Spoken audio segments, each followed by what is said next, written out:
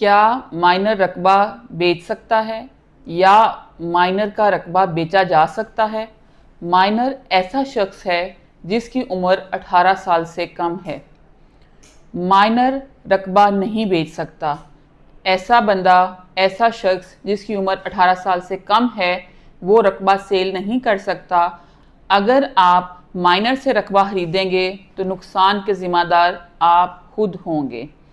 लेकिन माइनर का रकबा बेचा जा सकता है अदालत की इजाज़त के बाद।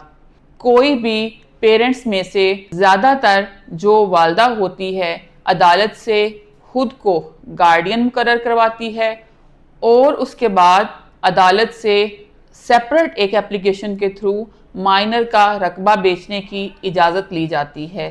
अगर अदालत जो है माइनर के गुड इंटरेस्ट में उसकी वेलफेयर के लिए इजाज़त देती है तो उस सूरत में गार्डियन माइनर का रकबा सेल कर सकता है।